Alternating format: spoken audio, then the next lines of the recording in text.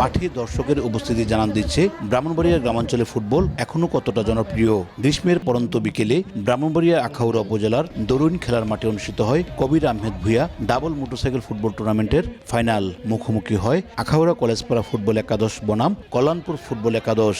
উত্তেজনাপূর্ণ ফাইনাল দেখতে মাঠে জড়ো হন বিভিন্ন বয়সী অন্তত অর্ধ লক্ষাধিক দর্শক। এ সময় তারা দাবি জানান গ্রাম বাংলায় যেন এমন আয়োজন আরো বেশি হয়। দর্শকের উপস্থিতির মাধ্যমে বুঝতে পারছেন তারা এই ফুটবলটাকে কত ভালোবাসে এবং এই ফুটবলটাকে ভালোবেসে তারা কিভাবে মাঠে উপস্থিত হয়, এবং আমরা সবসময় চাই এই ক্রীড়াঙ্গন এগিয়ে যাক। অনুভূতিটা খুবই সুন্দর, কারণ এত মানুষ এর আগে এই মাঠে কখনো উপস্থিত হয় নাই। আমরা ধন্যবাদ জানাতেছি কবির আহমেদ ভাইকে, ওনার তত্ত্বাবধানে আজকে এত বড় একটা বিগ ফাইনাল এখানে অনুষ্ঠিত হচ্ছে। আমাদের এই মাঠটি বিগত 2-3 বছর অনেক বড় বড় খেলা উপহার দিচ্ছে আমাদেরকে।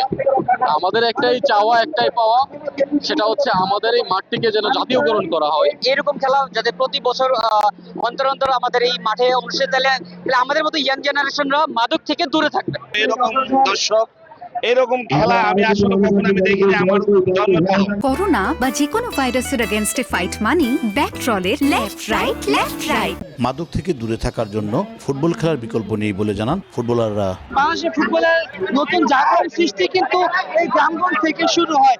আপনারা দেখতে পাচ্ছেন যে কি পরিমাণ দর্শক এই খেলাগুলোতে হয়। সো আমি আশা করছি বাংলাদেশের প্রত্যেকটা জেলাতে এত সুন্দর সুন্দর যাতে খেলা আয়োজন করে। এইরকম আয়োজন যদি বাংলাদেশের প্রত্যেকটা কোনায় কোনায় প্রত্যেকটা গ্রামে হয়, আশা করি ইনশাল্লাহ একদিন মাদক থেকে সবাই ভিতরে সবাই মাঠে আসবে। গ্রামাঞ্চলে আরো বেশি ফুটবল খেলার আয়োজন করার উদ্যোগ নেওয়া হবে বলে আশ্বাস দিলেন আয়োজকরা। ব্রাহ্মণবাড়িয়া জেলার টোটাল 101টা ইউনিয়ন, প্রত্যেকটা ইউনিয়নে একটা করে মাঠ করার জন্য আমি আবেদন করেছি। আমি বিশ্বাস করি মাঠগুলো ইনশাল্লাহ যথাসময়ে হবে এবং আমি প্রত্যেকটা ইউনিয়নে আমি এই খেলাধুলার বিস্তার ইনশাল্লাহ ঘটাই দিব। যেই যুব সমাজ আজকে মাদকে আসক্ত, সেই যুব সমাজকে এক কাতারে এনে একটা চমৎকার খেলা উপভোগ করানো হচ্ছে। আমি অবশ্যই এটাকে পজিটিভ দেখছি। এই ধরনের খেলা যদি অব্যাহত থাকে, শুধু ফুটবল নয়, পাশাপাশি ক্রিকেট বা বিভিন্ন ধরনের খেলাধুলার মাধ্যমে যদি যুবকদেরকে আমরা সম্পৃক্ত করতে পারি, অবশ্যই মাদক থেকে যুব সমাজ ফিরে আসবে। নির্ধারিত সময়ে গোল না হয় ট্রাইব্রেকারে 4-3 গোলে কলেজপাড়া ফুটবল একাদশ কল্যাণপুর ফুটবল একাদশকে হারায়। পরে অতিথিরা খেলোয়াড়দের মাঝে পুরস্কার বিতরণ করেন।